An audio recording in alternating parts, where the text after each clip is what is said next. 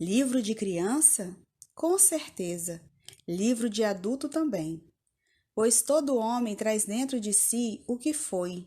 Como explicar a adoção deste livro por povos tão variados, em tantos países de todos os continentes? Como explicar que ele seja lido sempre por tantos bilhões e bilhões de pessoas? Como explicar a atualidade deste livro traduzido em 80 línguas diferentes? Como compreender que uma história aparentemente tão ingênua seja comovente para tantas pessoas? O Pequeno Príncipe devolve a cada um o mistério da infância. De repente, retornam os sonhos, reaparece a lembrança de questionamentos, desvelam-se incoerências acomodadas, quase já imperceptíveis na pressa do dia a dia. Voltam ao coração escondidas recordações, o reencontro, o homem menino. Amélia Lacombe. Peço perdão às crianças por dedicar esse livro a uma pessoa grande. Tenho um bom motivo. Essa pessoa grande é o melhor amigo que possuo. Tem um outro motivo. Essa pessoa grande é capaz de compreender todas as coisas, até mesmo os livros de criança. Tenho ainda um terceiro motivo. Essa pessoa grande mora na França e ela tem fome e frio. Ela precisa de consolo. Se todos esses motivos não bastam, eu dedico então este livro à criança que essa pessoa grande já foi. Todas as pessoas grandes foram um dia crianças, mas poucas se lembram disso. Corrijo, portanto, a dedicatória a Leon Werther quando ele era criança. Capítulo 1. Certa vez, quando tinha 6 anos, vi num livro sobre a Floresta Virgem, Histórias Vividas, uma impressionante gravura. Ela representava uma jiboia engolindo um animal. Eis a cópia do desenho. Dizia o livro: as jiboias engolem, sem mastigar, a presa inteira. Em seguida, não podem mover-se e dormem os 6 meses da digestão. Refleti muito sobre as aventuras da selva e fiz, com lápis de cor, o meu primeiro desenho. O meu desenho número 1. Ele era assim. Mostrei minha obra-prima às pessoas grandes e perguntei se o meu desenho lhes dava medo. Responderam-me: por que um chapéu daria medo? Meu desenho não representava um chapéu, representava uma jiboia digerindo um elefante. Desenhei então o interior da jiboia, a fim de que as pessoas grandes pudessem entender melhor. Elas têm sempre necessidade de explicações detalhadas. Meu desenho número 2 era assim. As pessoas grandes aconselharam-me a deixar de lado os desenhos de jiboias abertas ou fechadas e a dedicar-me, de preferência, à geografia, à história, à matemática, à gramática. Foi assim que abandonei, aos 6 anos, uma promissora carreira de pintor. Fora desencorajado pelo insucesso do meu desenho número 1 e do meu desenho número 2. As pessoas grandes não compreendem nada sozinhas e é cansativo para as crianças ficar toda hora explicando. Tive então que escolher outra profissão e aprendi a pilotar aviões. Voei por quase todas as regiões do mundo. E a geografia, é claro, me ajudou muito. Sabia distinguir, num relance, a China e o Arizona. Isso é muito útil quando se está perdido na noite. Desta forma, ao longo da vida, tive vários contatos com muita gente séria. Convivi com as pessoas grandes. Vi-as bem de perto. Isso não melhorou muito a minha antiga opinião. Quando encontrava uma que me parecia um pouco mais esclarecida, fazia a experiência do meu desenho número 1, que sempre conservei comigo. Eu queria saber se ela era, na verdade, uma pessoa inteligente, mas a resposta era sempre a mesma: é um chapéu. Então eu não falava nem de jiboias, nem de florestas virgens, nem de estrelas. Colocava-me a seu nível. Falava de Brigitte, de golfe, de política, de gravatas, e a pessoa grande ficava encantada de conhecer um homem tão razoável. Vivi, portanto, só, sem alguém com quem pudesse realmente conversar, até o dia em que uma pane me obrigou a fazer um pouso de emergência no deserto do Saara, há cerca de 6 anos. Alguma coisa se quebrara no motor, e como não trazia comigo nem mecânico nem passageiros, preparei-me para executar sozinho aquele difícil conserto. Era para mim questão de vida ou morte. A água que eu tinha para beber só dava para 8 dias. Na primeira noite adormeci sobre a areia, a quilômetros e quilômetros de qualquer terra habitada.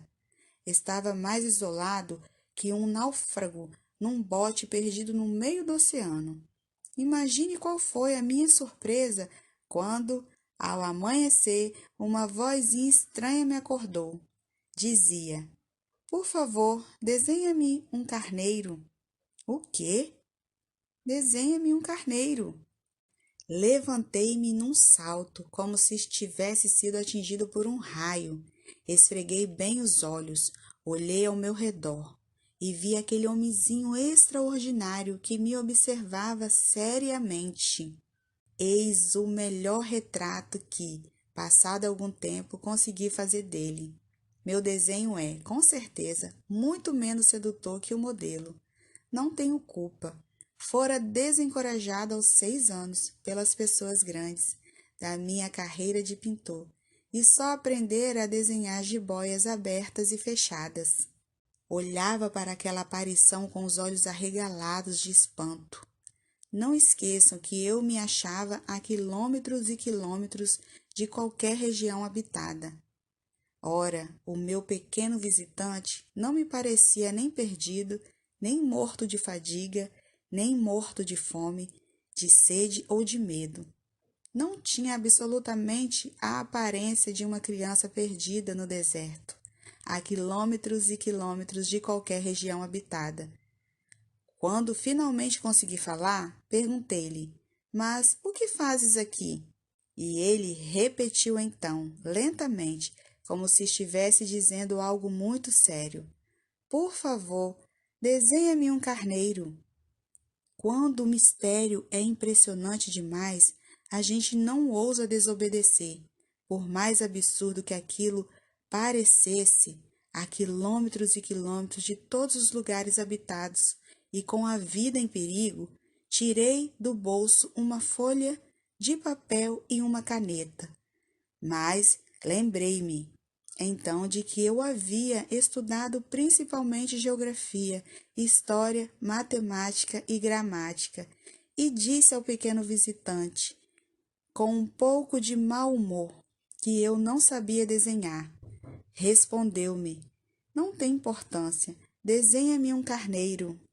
Como jamais houvesse desenhado um carneiro, refiz para ele um dos 2 únicos desenhos que sabia, o da jiboia fechada, e fiquei surpreso ao ouvir o garoto replicar: "Não, não, eu não quero um elefante numa jiboia. A jiboia é perigosa e o elefante toma muito espaço. Tudo é pequeno onde eu moro. Preciso de um carneiro. Desenha-me um carneiro." Então eu desenhei. Ele olhou atentamente e disse: "Não, esse já está muito doente. Desenha outro." Desenhei de novo. Meu amigo sorriu paciente. "Bem vês que isso não é um carneiro, é um bode. Olha os chifres." Fiz mais uma vez o desenho. mas ele foi recusado como os anteriores. Esse aí é muito velho, quero um carneiro que viva muito tempo. Então, perdendo a paciência e como tinha pressa em desmontar o motor, rabisquei o seguinte desenho e arrisquei.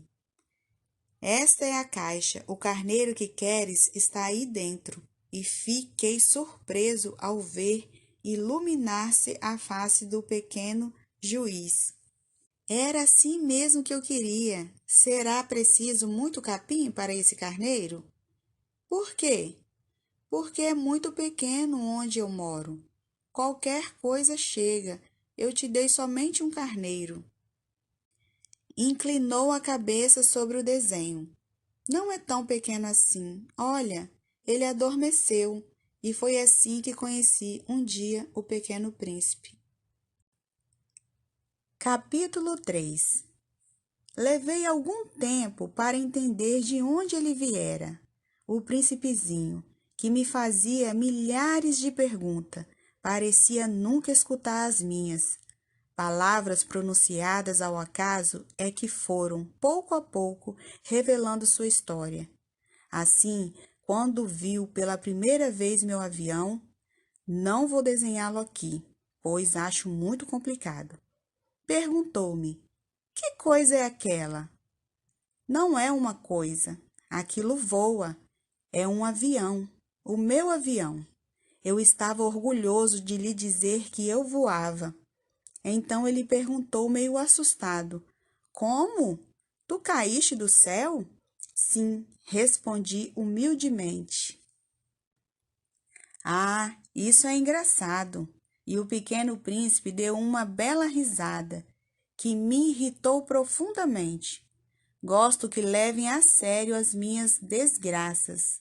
Em seguida, acrescentou: então tu também vens do céu. De que planeta tu és? Vislumbrei um clarão no mistério de sua origem e perguntei repentinamente: tu vens então de outro planeta? Mas ele não me respondeu. Balançava lentamente a cabeça, observando o meu avião. É verdade que, nisto aí, não pode ter vindo de muito longe. Mergulhou então num pensamento que durou algum tempo. Depois, tirando do bolso o meu carneiro, ficou contemplando o seu tesouro. Imaginem como eu ficara intrigado com aquela simples menção a outros planetas. Esforcei-me, então, por saber um pouco mais. De onde vens, meu caro? Onde é tua casa? Para onde queres levar meu carneiro?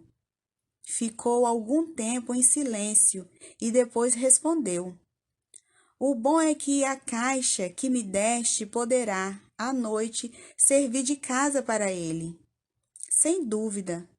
E se tu fores um bom menino, te darei também uma corda para amarrá-lo durante o dia e uma estaca para prendê-lo. A proposta pareceu chocá-lo. Amarrar? Que ideia estranha! Mas se tu não o amarrares, ele vai-se embora e se perde. E meu amigo deu uma nova risada. Mas aonde pensas que ele vai? Não sei, por aí, andando sempre em frente. Então o pequeno príncipe disse, muito sério: não faz mal, é tão pequena onde moro?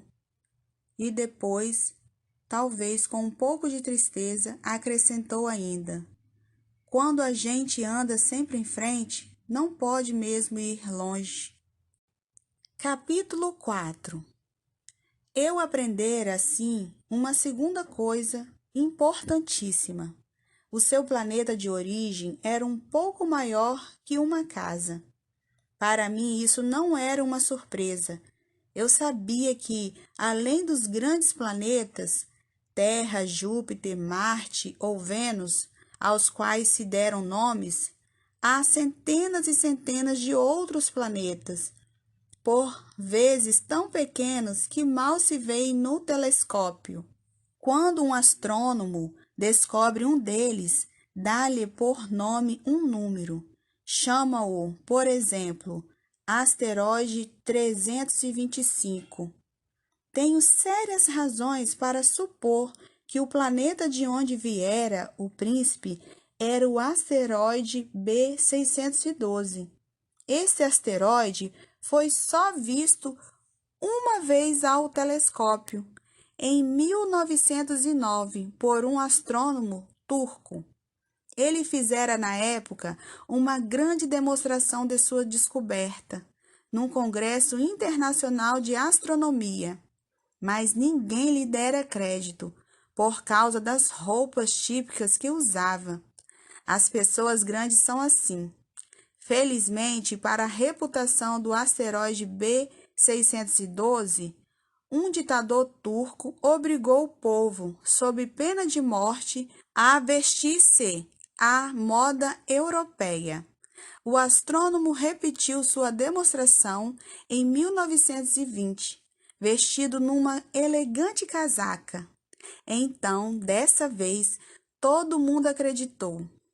Se lhes dou esses detalhes sobre o asteroide B612 e lhes confio o seu número, é por causa das pessoas grandes. Elas adoram os números. Quando a gente lhes fala de um novo amigo, as pessoas grandes jamais se interessam em saber como ele realmente é. Não perguntam nunca qual é o som da sua voz, quais os brinquedos que prefere, será que ele coleciona borboletas? Mas perguntam: qual é a sua idade? Quantos irmãos ele tem? Quanto pesa? Quanto seu pai ganha? Somente assim é que eles julgam conhecê-lo. Se dizemos às pessoas grandes, vi uma bela casa de tijolos cor-de-rosa, gerânios na janela, pombas no telhado, elas não conseguem de modo algum fazer uma ideia da casa. É preciso dizer-lhes, vi uma casa de 600 mil reais. Então elas exclamam, que beleza! Assim, se a gente lhes disser a prova de que o príncipezinho existia e que ele era encantador, que ele ria e que ele queria um carneiro. Quando alguém quer um carneiro, é porque ele existe. Elas pouco se importarão e nos chamarão de crianças. Mas se dissermos, o planeta de onde ele vinha é o asteroide B612, ficarão inteiramente convencidas e não o amolarão com perguntas. Elas são assim mesmo. É preciso não lhes querer mal por isso. As crianças têm que ter muita paciência com as pessoas grandes. Mas, com certeza, para nós que compreendemos o significado da vida, os números não têm tanta importância. Gostaria de ter começado essa história como nos contos de fada. Gostaria de ter começado assim. Era uma vez um pequeno príncipe que habitava um planeta pouco maior que ele e que precisava de um amigo. Para aqueles que compreendem a vida, isso pareceria, sem dúvida, muito mais verdadeiro. Não gosto que leiam meu livro superficialmente. Dá-me tanta tristeza narrar essas lembranças. Já faz 6 anos que meu amigo se foi com seu carneiro. Se tento descrevê-lo aqui, é justamente porque não quero esquecê-lo. É triste esquecer um amigo. Nem todo mundo tem um amigo. E eu corro o risco de ficar como as pessoas grandes, que só se interessam por números. Foi por isso que comprei um estojo de aquarelas e alguns lápis. É difícil voltar a desenhar na minha idade, principalmente quando não se fez outra tentativa além das jiboias fechadas e abertas. Principalmente quando não se fez outra tentativa além das jiboias fechadas e abertas, aos 6 anos. Experimentarei, é claro, fazer os retratos mais fiéis que puder. mas não tenho muita certeza de conseguir. Um desenho parece passável, outro já é inteiramente diferente. Engano-me também no tamanho. Ora, o príncipezinho está muito grande, ora pequeno demais. Hesito também quanto à cor de suas roupas. Vou arriscando, então aqui e ali. Provavelmente esquecerei detalhes dos mais importantes. Peço que me perdoem. Meu amigo nunca dava explicações. Julgava-me talvez semelhante a ele, mas, infelizmente, não sei ver carneiros através de caixas. Talvez eu seja um pouco como as pessoas grandes. Devo ter envelhecido. Capítulo 5.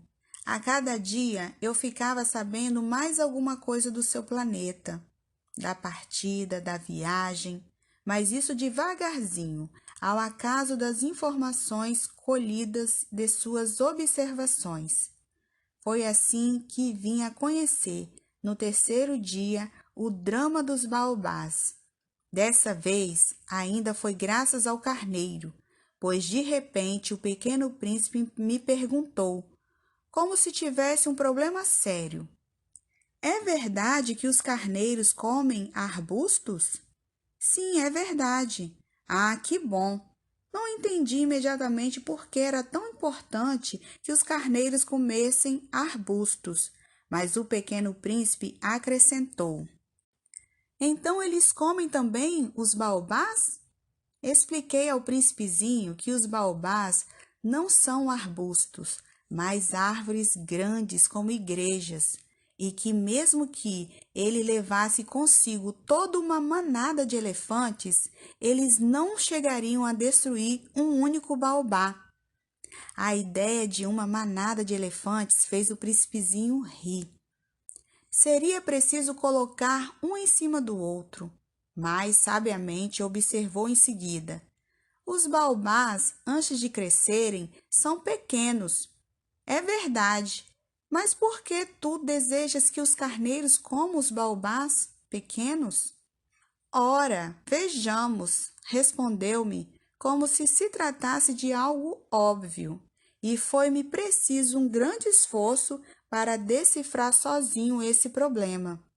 De fato, no planeta do Pequeno Príncipe havia, como em todos os outros planetas, ervas boas e más. Consequentemente, sementes boas de ervas boas e sementes más de ervas más. Mas as sementes são invisíveis. Elas dormem nas entranhas da terra até que uma cisme de despertar. Então, ela se despreguiça e lança timidamente para o sol um inofensivo galhinho. Se for de roseira ou rabanete, podemos deixar que cresça à vontade. Mas quando percebemos que se trata de uma planta ruim, é preciso que a arranquemos imediatamente. Ora, havia sementes terríveis no planeta do Pequeno Príncipe, as sementes de baobá.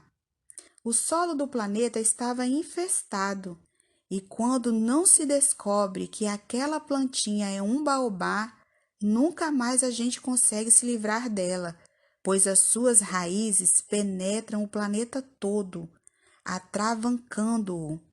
E se o planeta for pequeno e os baobás numerosos, o planeta acaba rachando. É uma questão de disciplina, disse mais tarde o príncipezinho. Quando a gente acaba a higiene matinal, começa a fazer com cuidado a higiene do planeta.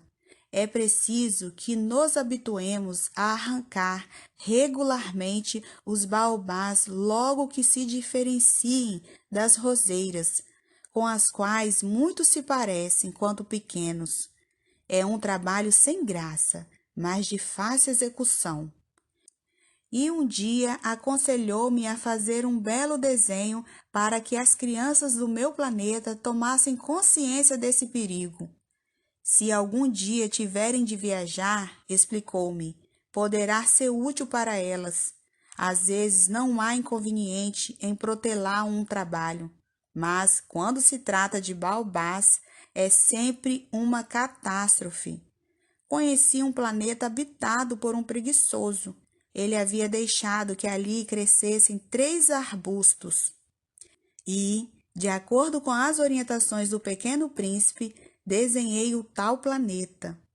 Não gosto de assumir o tom de moralista, mas o perigo dos baobás é tão pouco conhecido e tão grandes são os riscos para aquele que um dia se perca num asteroide que, ao menos uma vez, abro exceção e digo: crianças, cuidado com os baobás. Foi para advertir meus amigos de um perigo que há tanto tempo os ameaçava, como a mim, e do qual nunca suspeitamos, que tanto caprichei naquele desenho. A mensagem que eu transmitia era de grande importância. Perguntarão, talvez, por que não há neste livro outros desenhos tão impressionantes como o dos baobás? A resposta é simples. Tentei, mas não consegui. Quando desenhei os baobás, estava inteiramente tomado pela iminência do seu perigo. Capítulo 6. Ah, Pequeno Príncipe, assim eu comecei a compreender, pouco a pouco, os segredos da tua triste vidinha. Durante muito tempo não tiveste outra distração a não ser a doçura do pôr do sol. Aprendi esse novo detalhe quando me disseste, na manhã do 4º dia: gosto muito do pôr do sol. Vamos ver um. Mas é preciso esperar. Esperar o quê? Esperar que o sol se ponha.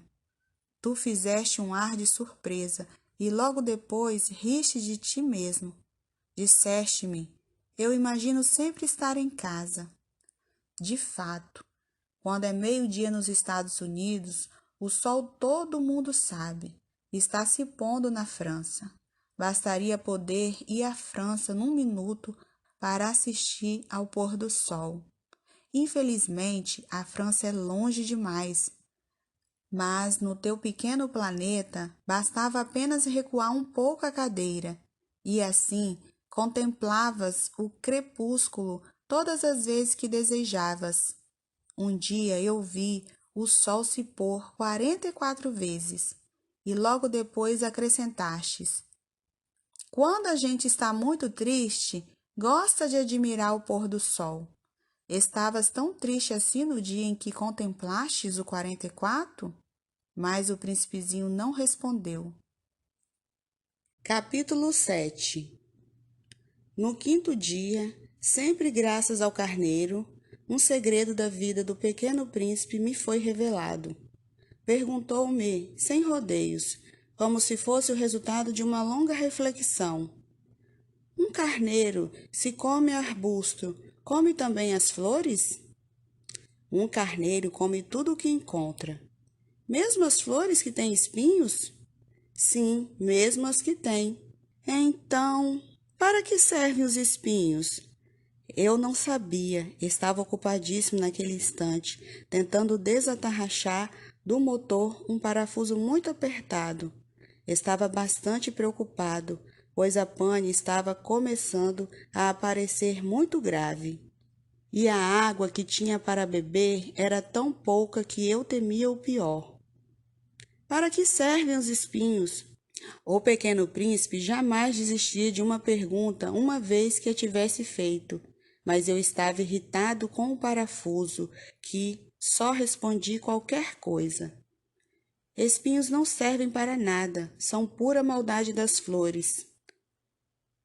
Oh!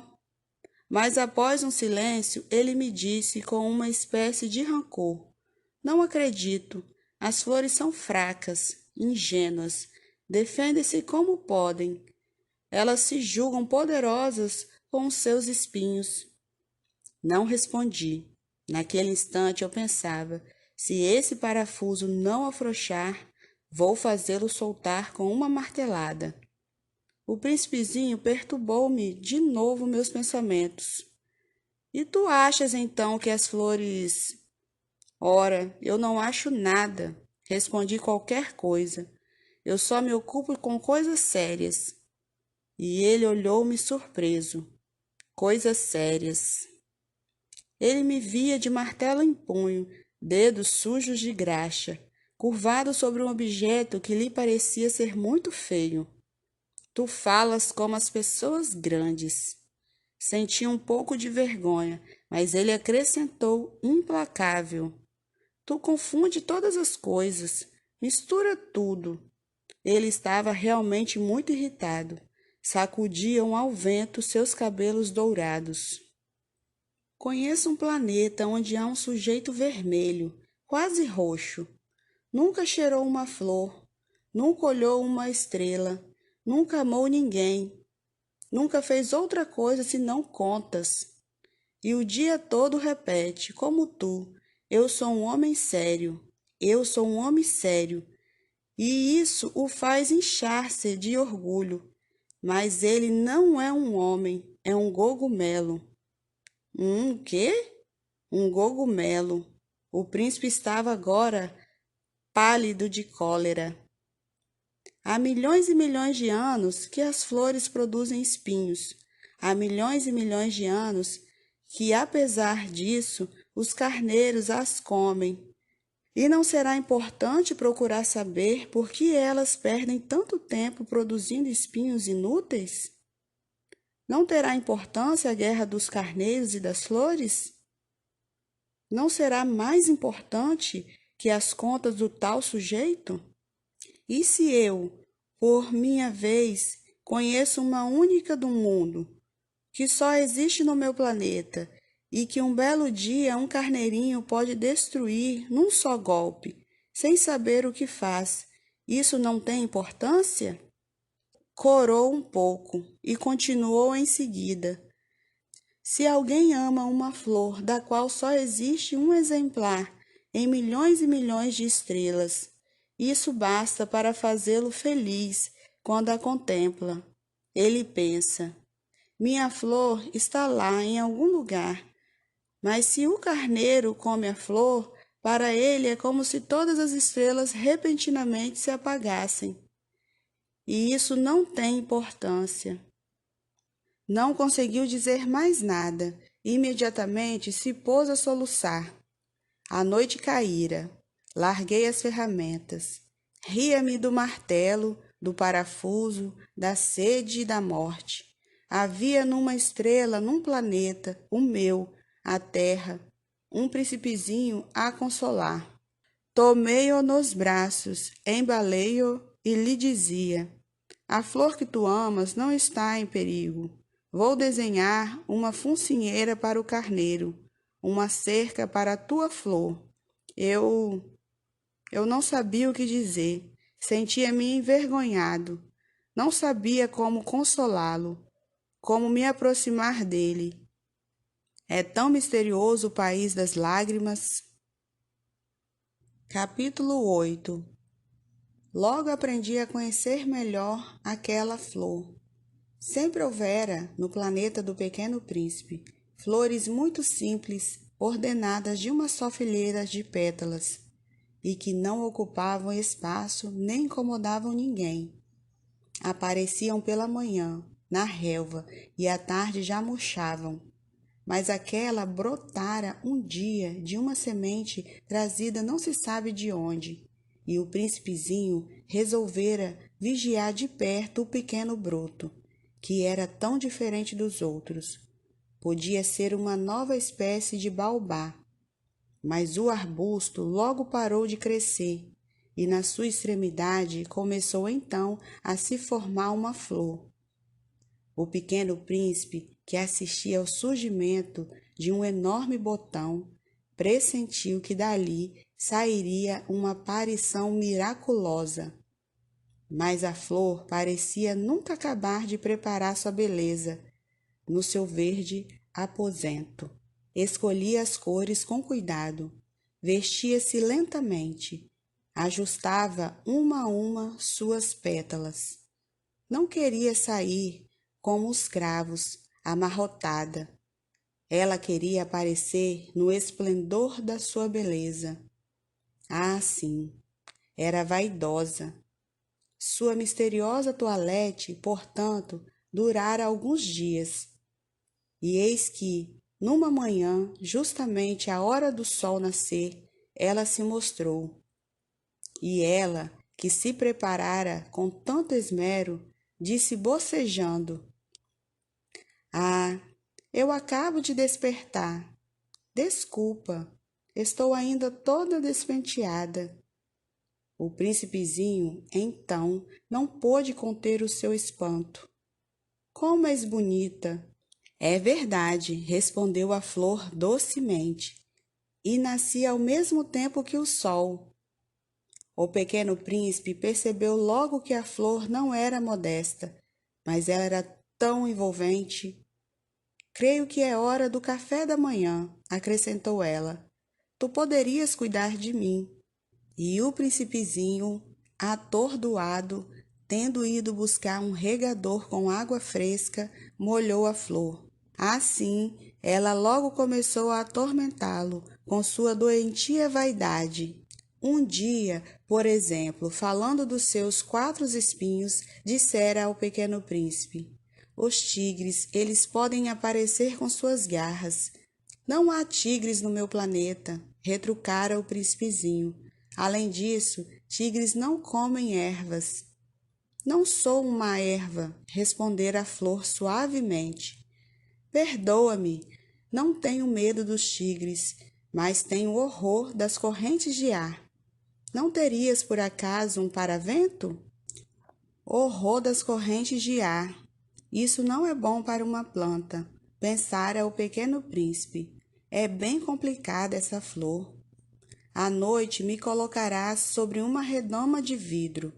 Faz muito frio no teu planeta. Não é nada confortável. De onde eu venho?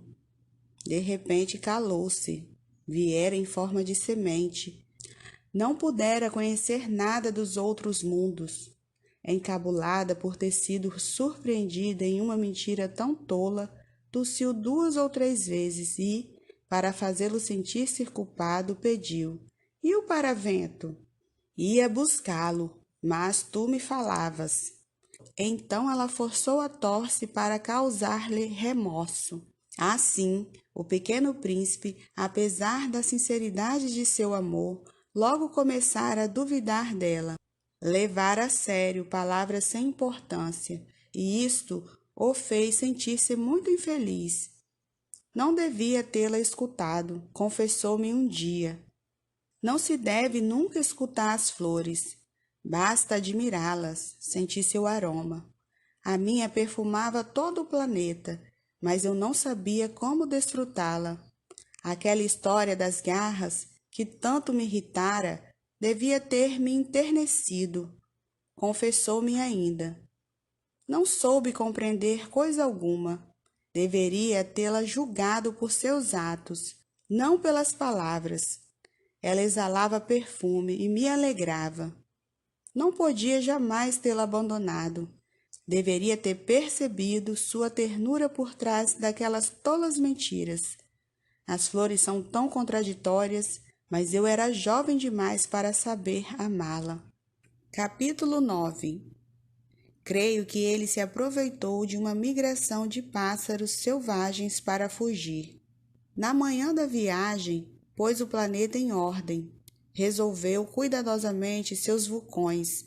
Ele possuía 2 vulcões em atividade, e isso era muito cômodo para esquentar o café da manhã. Possuía também um vulcão extinto, mas, como ele dizia, nunca se sabe, resolveu também o extinto.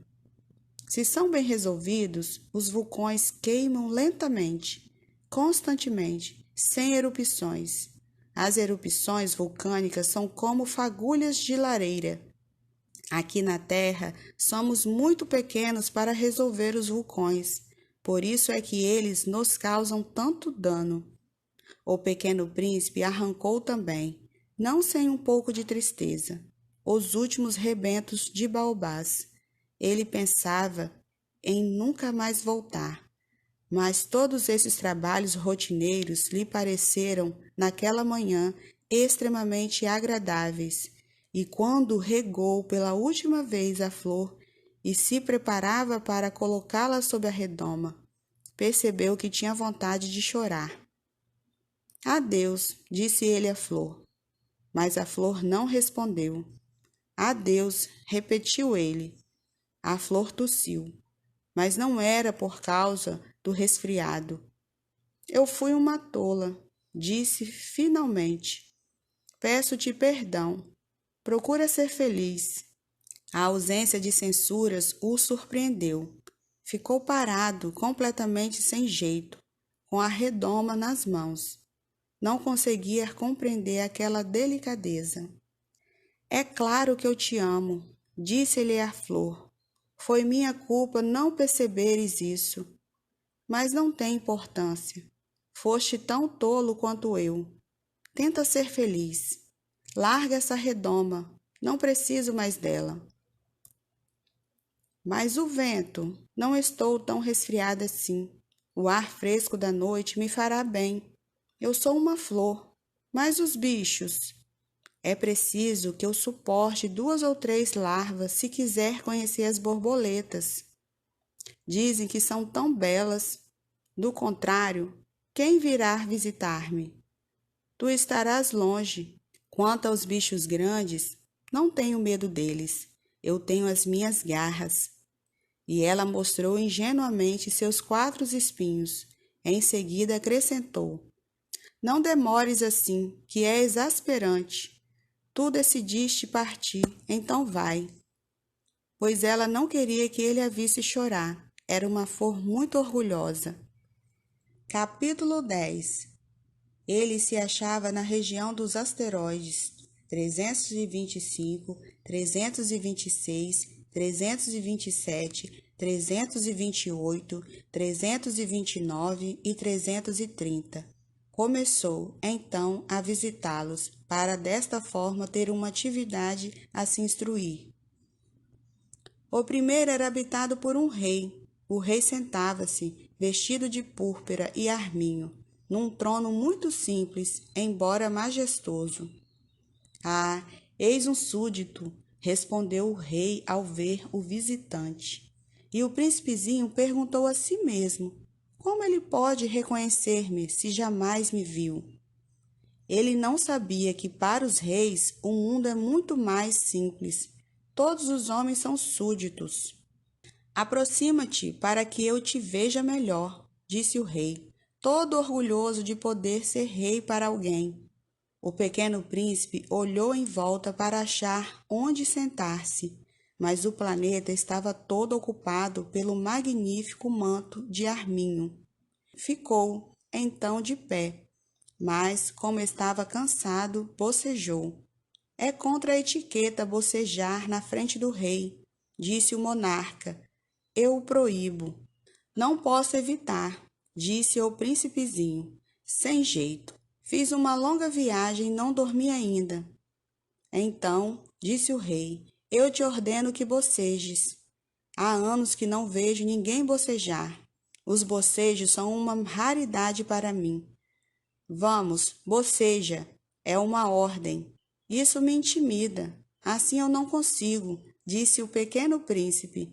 Isso me intimida. Assim eu não consigo, disse o pequeno príncipe, enrubescido. Respondeu o rei. Então eu não te ordeno, ora, bocejares, e ora.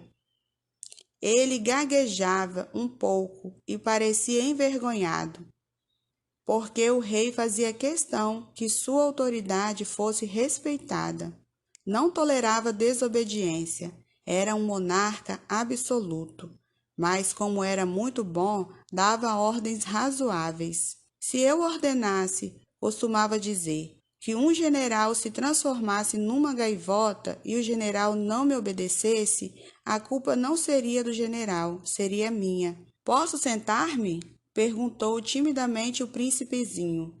Eu te ordeno que sentes, respondeu o rei, que puxou majestosamente um pedaço de manto de arminho. Mas o pequeno príncipe estava espantado.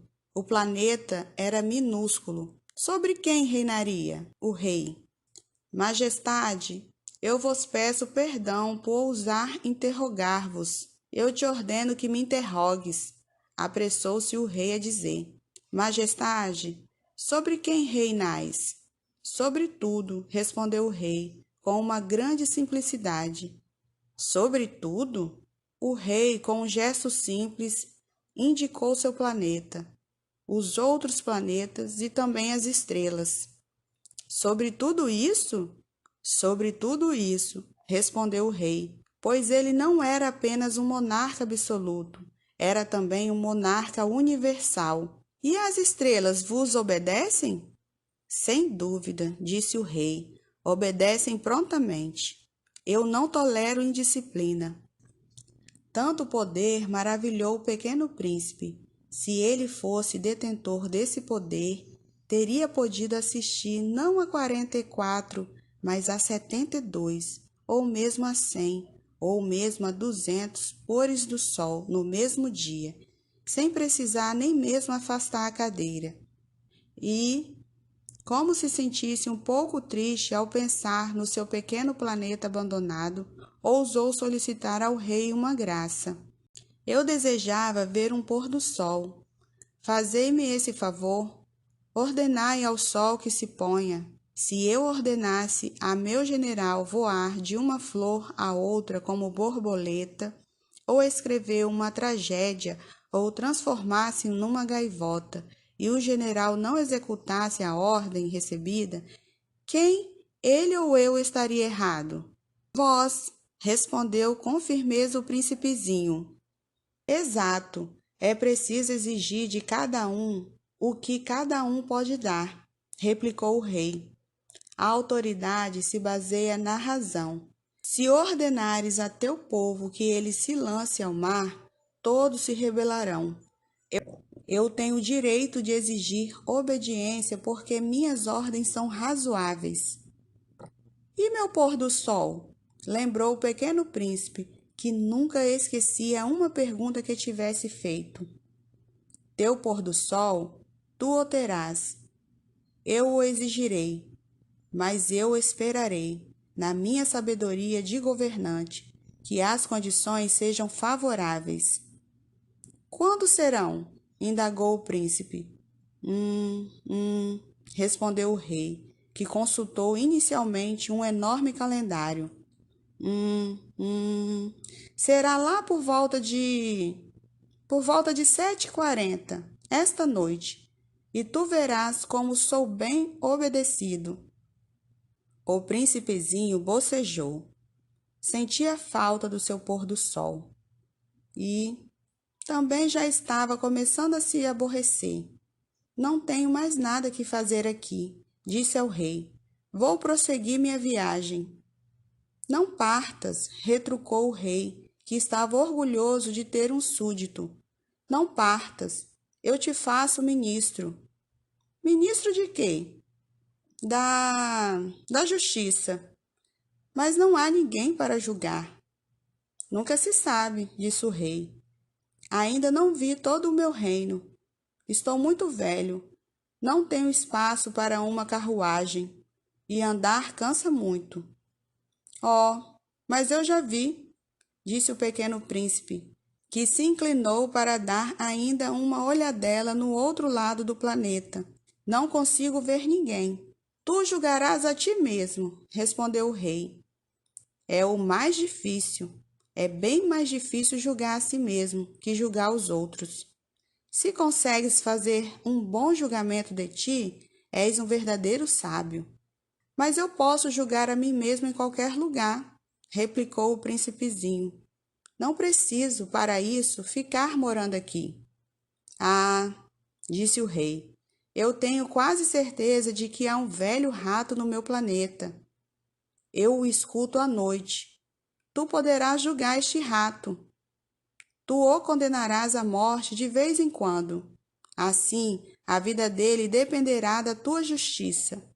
Mas tu o perdoarás sempre, para poupá-lo, pois só temos um. Eu? respondeu o pequeno príncipe. Eu não gosto de condenar a morte, e acho que vou mesmo embora. Não, disse o rei, mas o príncipezinho, tendo terminado os preparativos, não quis afligir o velho monarca. Se Vossa Majestade deseja ser prontamente obedecido, poderá dar-me uma ordem razoável. Poderia ordenar-me, por exemplo, que partisse em menos de 1 minuto. Parece-me que as condições são favoráveis. Como o rei não disse nada, o príncipe hesitou um pouco. Depois suspirou e partiu. Eu te faço meu embaixador, apressou-se o rei em gritar. Tinha um ar de grande autoridade. As pessoas grandes são muito esquisitas, pensava o pequeno príncipe durante a viagem. Capítulo 11. O segundo planeta era habitado por um vaidoso.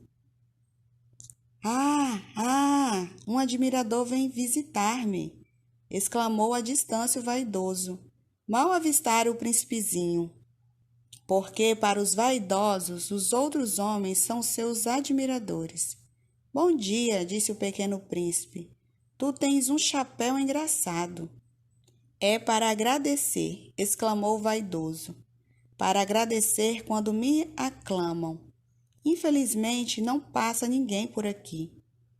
Ah, é? Disse o pequeno príncipe sem compreender. Bate tuas mãos uma na outra, sugeriu o vaidoso.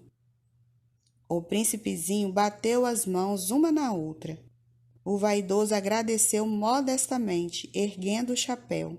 Ah, isso é mais divertido que a visita ao rei, disse a si mesmo. E recomeçou a bater as mãos uma na outra. O vaidoso tornou a agradecer, tirando o chapéu. Após 5 minutos de exercício, o príncipezinho cansou-se com a monotonia daquele jogo. E para o chapéu cair, perguntou ele, o que é preciso fazer? Mas o vaidoso não ouviu. Os vaidosos só ouvem os elogios. Não é verdade que tu me admiras muito? Perguntou ele ao pequeno príncipe. Que quer dizer admirar? Admirar significa reconhecer que eu sou o homem mais belo, mais bem vestido, mais rico e mais inteligente de todo o planeta. Mas só tu moras no teu planeta. Dá-me esse prazer, admira-me a si mesmo. Eu te admiro, disse o príncipezinho, dando de ombros. Mas de que te serve isso? E o pequeno príncipe foi-se embora. As pessoas grandes são de fato muito estranhas, pensou ele, continuando sua viagem. Capítulo 12. O planeta seguinte era habitado por um bêbado. Essa visita foi muito curta, mas deixou o príncipezinho mergulhado numa profunda tristeza. Que fazes aí? Perguntou ele ao bêbado, que se encontrava silenciosamente acomodado diante de inúmeras garrafas vazias e diversas garrafas cheias. Eu bebo, respondeu o bêbado, com um ar triste. Por que bebes? Perguntou-lhe o pequeno príncipe. Para esquecer, respondeu o beberrão. Esquecer o quê? Indagou o príncipezinho, que já começava a sentir pena dele. Esquecer que eu tenho vergonha, confessou o bêbado, baixando a cabeça. Vergonha de quê? Perguntou o príncipe, que desejava socorrê-lo. Vergonha de beber, concluiu o beberrão, encerrando-se definitivamente no seu silêncio. E o pequeno príncipe foi-se embora, perplexo. As pessoas grandes são decididamente estranhas, muito estranhas, dizia a si mesmo durante a viagem. Capítulo 13.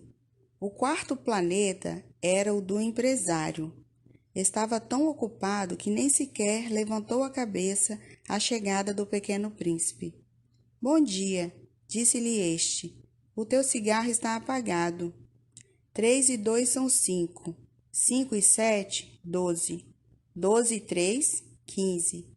Bom dia! 15 e 7, 22. 22 e 6, 28. Não tenho tempo para acendê-lo de novo. 26 e 5, 31. Ufa! São 501.622.631. 500 milhões de quê? Hein? Ainda estás aí? 501 milhões de... Eu não sei mais. Tenho tanto trabalho. Sou um sujeito sério. Não me preocupo com futilidades. 2 e 5, 7. 500 milhões de quê? Repetiu o príncipezinho, que nunca na vida desistira de uma pergunta uma vez que a tivesse feito. O empresário levantou a cabeça. Há 54 anos habito este planeta e só fui incomodado 3 vezes. A primeira vez foi há 22 anos, por um besouro que veio não sei de onde. Fazia um barulho terrível e cometi 4 erros na soma. A segunda foi há 11 anos, quando tive uma crise de reumatismo, por falta de exercício. Não tenho tempo para passear. Sou um sujeito sério. A terceira é esta. Eu dizia, portanto, 501 milhões. Milhões de quê? O empresário compreendeu que não havia chance de ter paz. Milhões dessas coisinhas que se veem às vezes no céu. Moscas? Não, não. Essas coisinhas que brilham. Vagalumes? Também não. Essas coisinhas douradas que fazem sonhar os preguiçosos. Mas eu sou uma pessoa séria. Não tenho tempo para divagações. Ah, estrelas? Isso mesmo, estrelas. E que fazes com 500 milhões de estrelas? 501.622.631. Eu sou um sujeito sério. Gosto de exatidão. E o que fazes com essas estrelas? O que faço com elas? Sim, nada. Eu as possuo. Tu possuis as estrelas? Sim. Mas eu já vi um rei que... Os reis não possuem, eles reinam sobre. É muito diferente. E de que te serves possuir as estrelas? Serve-me para ser rico. E de que te serve ser rico? Para comprar outras estrelas, se alguém achar. Esse aí, disse o príncipezinho para si mesmo, raciocina um pouco como bêbado. No entanto, fez ainda algumas perguntas. Como pode a gente possuir as estrelas? De quem são elas? Respondeu exaltado o empresário. Eu não sei, de ninguém. Logo são minhas, porque pensei nisso primeiro. Basta isso? Sem dúvida. Quando achas um diamante que não é de ninguém, ele é teu. Quando achas uma ilha que não é de ninguém, ela é tua. Quando tens uma ideia antes dos outros, tu a registras. Ela é tua. Portanto, eu possuo as estrelas, pois ninguém antes de mim teve a ideia de as possuir. Isso é verdade, disse o pequeno príncipe. E que fazes tu com elas? Eu as administro. Eu as conto e reconto, disse o empresário. É complicado, mas eu sou um homem sério. O príncipezinho ainda não estava satisfeito. Se possuo um lenço de seda, posso amarrá-lo em volta do pescoço e levá-lo comigo. Se possuo uma flor, posso colhê-la e levá-la comigo. Mas tu não podes levar as estrelas. Não, mas posso colocá-las num banco. Que quer dizer isso?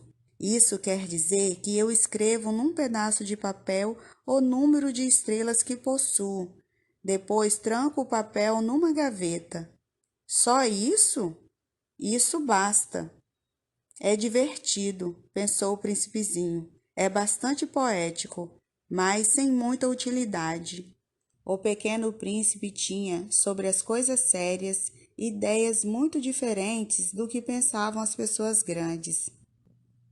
Eu, disse ele, ainda possuo uma flor que rego todos os dias. Possuo 3 vulcões que revolvo toda semana. Porque revolvo também o que está extinto. A gente nunca sabe. É útil para os meus vulcões, é útil para a minha flor que eu os possua. Mas tu não és útil às estrelas. O empresário abriu a boca, mas não encontrou nenhuma resposta, e o príncipezinho se foi. As pessoas grandes são mesmo extraordinárias, repetia para si durante a viagem. Capítulo 14. O quinto planeta era muito curioso. Era o menor de todos. Tinha um espaço suficiente para um lampião e para um acendedor de lampiões. O pequeno príncipe não conseguia entender para que serviriam, no céu, num planeta sem casa e sem gente, um lampião e um acendedor de lampiões. No entanto, disse consigo mesmo: talvez esse homem seja mesmo um tolo. No entanto, é menos tolo que o rei, que o vaidoso, que o empresário, que o beberrão. Seu trabalho, ao menos, tem um sentido. Quando acende o lampião, é como se fizesse nascer mais uma estrela ou uma flor. Quando o apaga, porém, faz adormecer a estrela ou a flor. É um belo trabalho, e sendo belo, tem sua utilidade. Quando alcançou o planeta, saudou educadamente o acendedor. Bom dia! Por que acabas de apagar teu lampião? É o regulamento, respondeu o acendedor. Bom dia! Qual é o regulamento? É apagar meu lampião. Boa noite. E tornou a acender. Mas por que acabas de acendê-lo de novo? É o regulamento, respondeu o acendedor. Eu não compreendo, disse o príncipe. Não é para compreender, disse o acendedor. Regulamento é regulamento. Bom dia. E apagou o lampião. Em seguida, enxugou a testa num lenço xadrez vermelho. Eu executo uma tarefa terrível. No passado era mais sensato. Apagava de manhã e acendia à noite. Tinha um resto do dia para descansar e toda a noite para dormir. E depois mudou o regulamento? O regulamento não mudou, disse o acendedor. Aí é que está o problema. O planeta a cada ano gira mais depressa e o regulamento não muda. E então? Perguntou o príncipezinho. Agora que ele dá uma volta por minuto, não tenho mais um segundo de repouso. Acendo e apago uma vez por minuto. Ah, que engraçado! Os dias aqui duram 1 minuto. Não é nada engraçado, disse o acendedor. Já faz 1 mês que estamos conversando. 1 mês? Sim, 30 minutos, 30 dias. Boa noite. E acendeu o lampião. O pequeno príncipe respeitou-o e gostou daquele acendedor tão fiel ao regulamento. Lembrou-se das vezes em que ele mesmo provocara o pôr do sol, apenas recuando sua cadeira. Quis ajudar seu amigo. Sabes, conheço uma maneira de descansares quando quiseres. Eu sempre quero descansar, disse o acendedor. E o príncipezinho prosseguiu. Teu planeta é tão pequeno que podes, com 3 passos, contorná-lo. Basta andares bem lentamente, de modo a ficares sempre ao sol. Quando desejares descansar, tu caminharás, e o dia durará o tempo que quiseres. Isso não adianta muito, disse o acendedor. O que eu gosto mais na vida é dormir. Então não há solução, disse o príncipe. Não há solução, disse o acendedor. Bom dia, e apagou o lampião. Esse aí, pensou o príncipezinho, ao prosseguir a viagem para mais longe. Esse aí seria desprezado por todos os outros. o rei, o vaidoso, o beberrão, o empresário. No entanto, é o único que não me parece ridículo, talvez porque é o único que se ocupa de outra coisa que não seja ele próprio. Suspirou lamentando e completou. Era o único com quem eu poderia ter feito amizade, mas seu planeta é mesmo pequeno demais, não há lugar para dois. O que o pequeno príncipe não ousava admitir é que lamentava partir daquele planeta abençoado, com 1440 pôres do sol a cada 24 horas. Capítulo 15. O sexto planeta era 10 vezes maior. Era habitado por um velho que escrevia em livros enormes. Ora vejam, eis um explorador, exclamou ele logo que avistou o pequeno príncipe. O príncipezinho sentou-se à mesa, meio ofegante. Já viajara tanto. De onde vens? Perguntou-lhe o velho. Que livros é esse? Indagou-lhe o pequeno príncipe. Que fazes o senhor aqui? Sou geógrafo, respondeu o velho. Que é um geógrafo? Perguntou o príncipezinho. É um especialista que sabe onde se encontram os mares, os rios, as cidades, as montanhas, os desertos. Isso é bem interessante, disse o pequeno príncipe. Eis, afinal, uma verdadeira profissão. E lançou um olhar ao seu redor, no planeta do geógrafo. Nunca havia visto planeta tão grandioso. O seu planeta é muito bonito. Há oceanos nele? Não sei te dizer, disse o geógrafo. Ah, o príncipezinho estava decepcionado. E montanhas? Não sei te dizer, disse o geógrafo. E cidades, e rios, e desertos? Também não sei te dizer, disse o geógrafo pela terceira vez. Mas o senhor é geógrafo. É verdade, disse o geógrafo. Mas não sou explorador. Faltam-me exploradores. Não é o geógrafo quem vai contar as cidades, os rios, as montanhas, os mares e os oceanos e os desertos. O geógrafo é muito importante para ficar passeando. Nunca abandona sua escrivaninha, mas recebe os exploradores, interroga-os e anota seus relatos de viagem. E quando algum lhe parece mais interessante, o geógrafo faz um inquérito sobre a moral do explorador. Por quê? Porque um explorador que mentisse produziria catástrofe nos livros de geografia, assim como um explorador que bebesse demais. Por quê? Perguntou o pequeno príncipe. Porque os bêbados veem em dobro. Então o geógrafo anotaria 2 montanhas onde, na verdade, só há uma. Conheço alguém, disse o príncipezinho, que seria um mau explorador. É possível. Pois bem, quando a moral do explorador parece boa, faz-se uma investigação sobre a sua descoberta. Vai-se vê-la? Não, seria muito complicado, mas exige-se do explorador que ele forneça provas. Tratando-se, por exemplo, da descoberta de uma grande montanha, é essencial que ele traga grandes pedras. O geógrafo, de repente, se entusiasmou. Mas tu vens de longe, certamente és explorador. Portanto, vais descrever-me o teu planeta. E o geógrafo, tendo aberto o seu caderno, apontou o lápis. Anotam-se primeiro a lápis as narrações dos exploradores. Espera-se, para anotar a caneta, o que o explorador tenha trazido provas. Então, interrogou o geógrafo.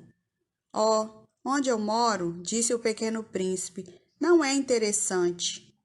É muito pequeno. Eu tenho 3 vulcões, 2 em atividade e um extinto, mas a gente nunca sabe. A gente nunca sabe, repetiu o geógrafo. Tenho também uma flor. Nós não anotamos as flores, disse o geógrafo. Por que não? És o mais bonito, porque as flores são efêmeras. O que quer dizer efêmera?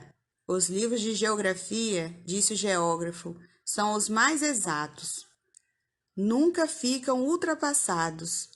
É muito raro que uma montanha mude de lugar. É muito raro um oceano secar. Nós escrevemos coisas eternas. Mas os vulcões extintos podem voltar à atividade, interrompeu o pequeno príncipe. Que quer dizer efêmera? Que os vulcões estejam extintos ou não, isso dá no mesmo para nós, disse o geógrafo. O que nos interessa é a montanha. Ela não muda. Mas o que quer dizer efêmera? Repetiu o príncipezinho, que jamais desistira de uma pergunta que a tivesse feito. Quer dizer ameaçada de desaparecer em breve. Minha flor está ameaçada de desaparecer em breve? Sem dúvida. Minha flor é efêmera, pensou o pequeno príncipe, e não tem mais do que 4 espinhos para defender-se do mundo. E eu a deixei sozinha. Esse foi seu primeiro gesto de remorso, mas retomou a coragem. Qual planeta me aconselha a visitar? Perguntou ele. A Terra, respondeu o geógrafo. Goza de boa reputação. E o príncipezinho partiu, pensando na sua flor. Capítulo 16. O 7º planeta foi, portanto, a Terra. A Terra não é um planeta qualquer. Contam-se lá 111 reis, não esquecendo, é claro, os reis negros. 7.000 geógrafos, 900.000 negociantes, 7,5 milhões de beberrões e 311 milhões de vaidosos. Isso é, cerca de 2 bilhões de pessoas grandes. Para dar-lhes uma ideia das dimensões da Terra, eu lhes direi que, antes da invenção da eletricidade, era necessário manter, para o conjunto dos seus 6 continentes, um verdadeiro exército de 472.511 acendedores de lampiões. Visto um pouco de longe, isso dava um magnífico efeito. Os movimentos desse exército eram ritmados como os de um balé. Primeiro era a vez dos acendedores de lampiões da Nova Zelândia e da Austrália. Esses dois, depois de acenderem seus lampiões, iam dormir. Entravam então na dança os acendedores de lampiões da China e da Sibéria, e estes, tendo concluído suas tarefas, também desapareciam nos bastidores. Chegava a vez dos acendedores de lampiões da Rússia e das Índias, depois os da África e da Europa, a seguir os da América do Sul, depois os da América do Norte. E eles jamais se enganavam na ordem de entrada em cena. Era um espetáculo grandioso.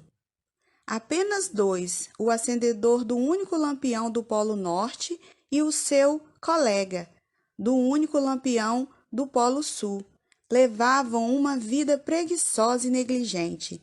Trabalhavam somente 2 vezes por ano. Título 17. Quando a gente quer fazer graça, às vezes mente um pouco. Não fui lá muito honesto ao lhes falar dos acendedores de lampiões.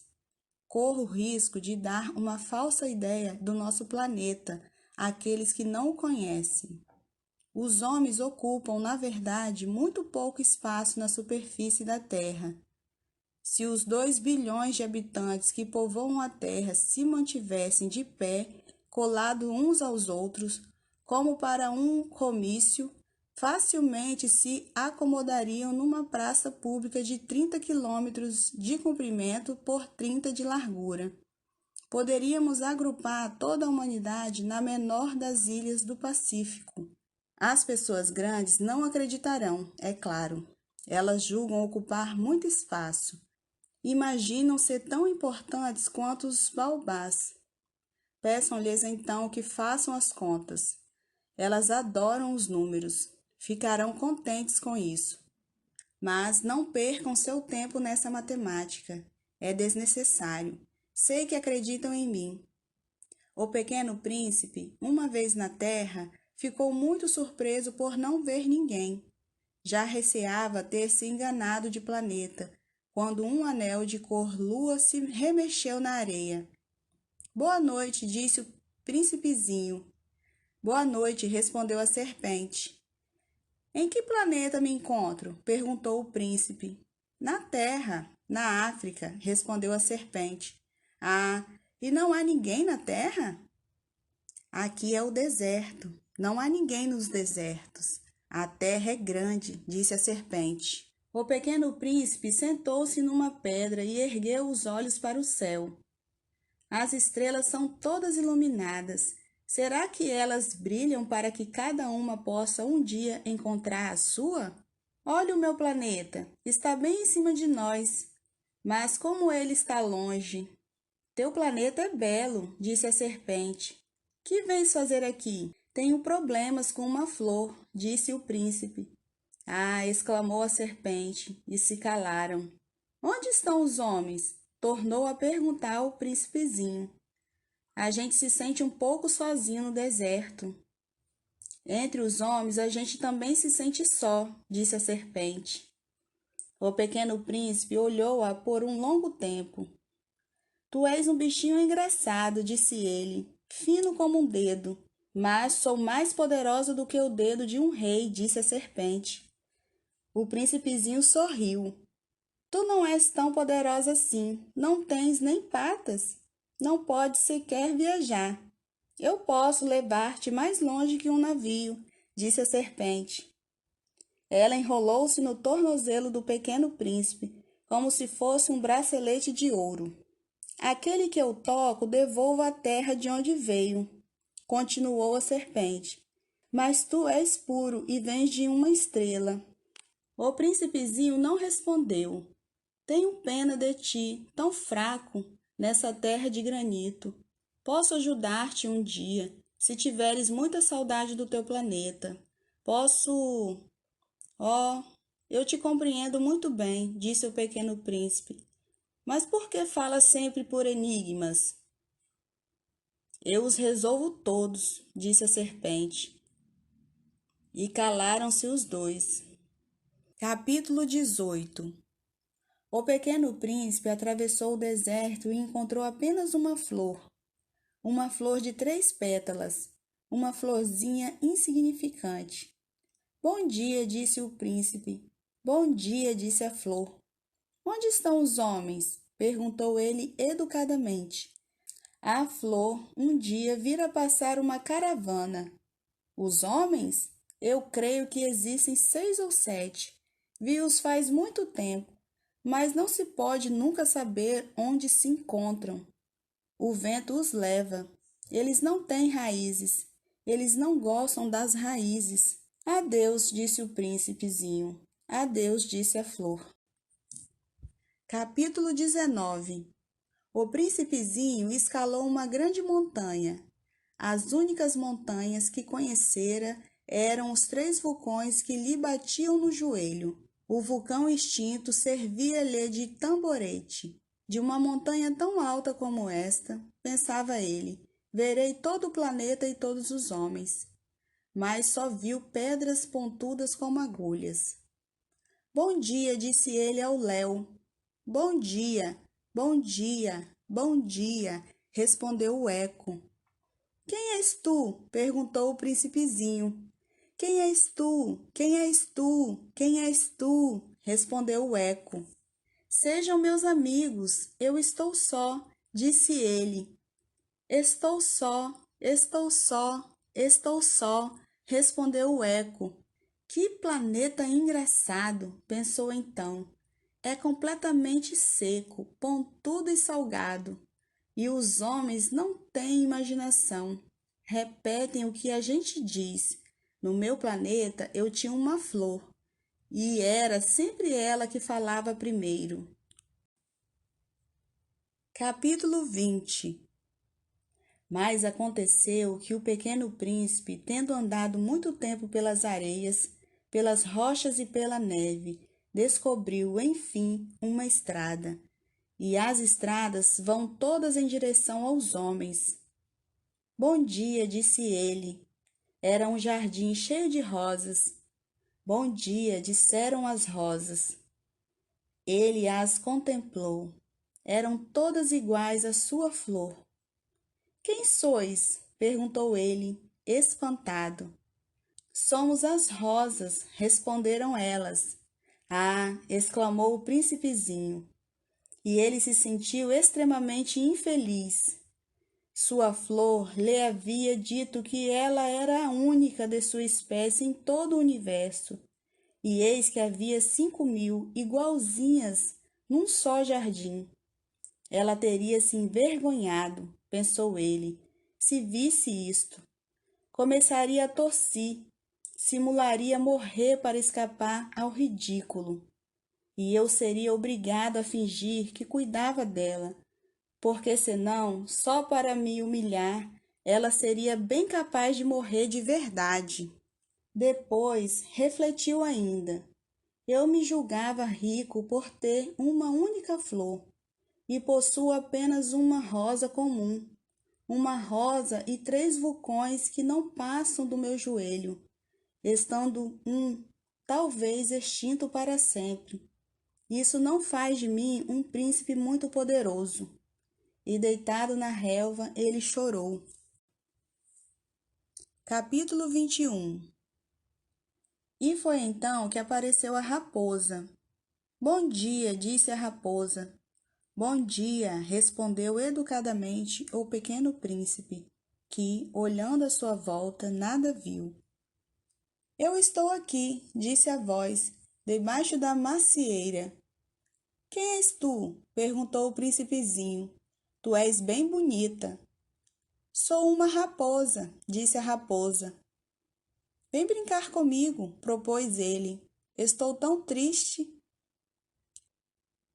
Eu não posso brincar contigo, disse a raposa.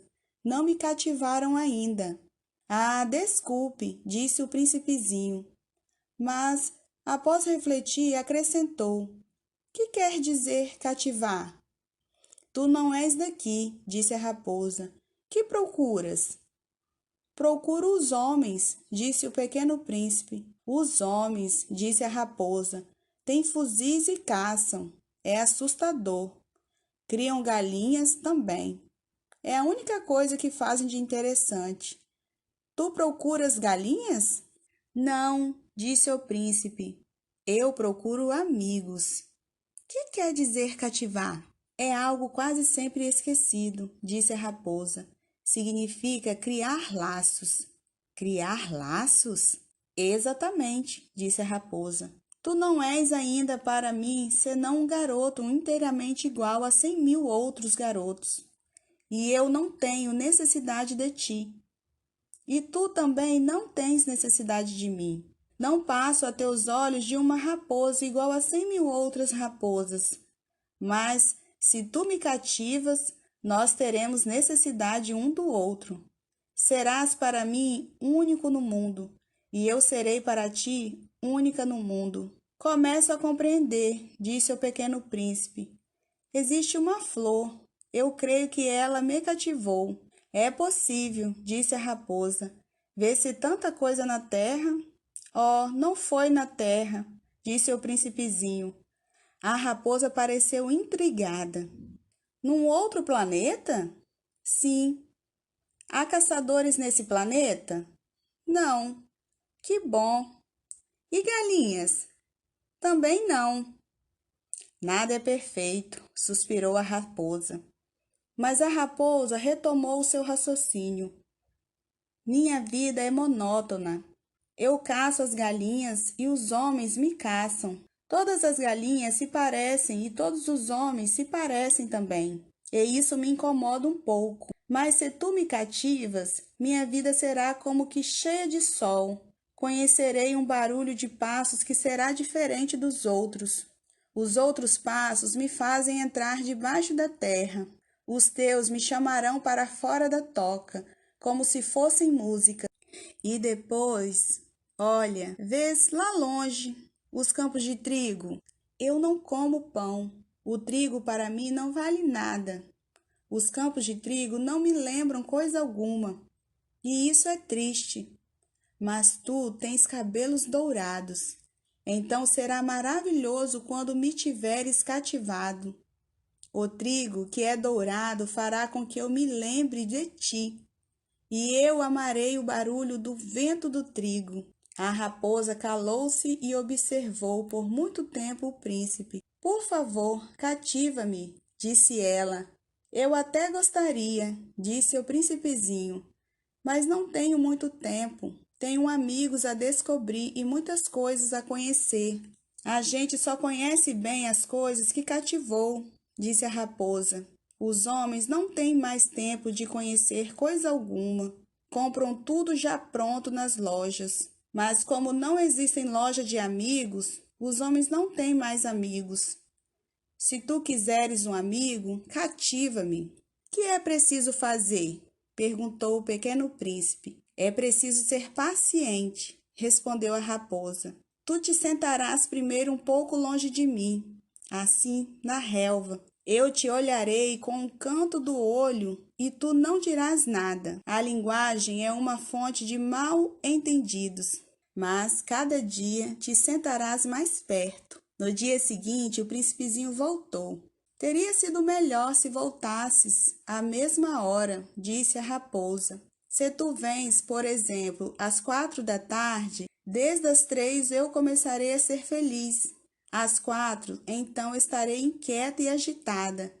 Descobrirei o preço da felicidade. Mas, se tu vens a qualquer momento, nunca saberei a hora de preparar meu coração. É preciso que haja um ritual. Que é um ritual? Perguntou o príncipezinho.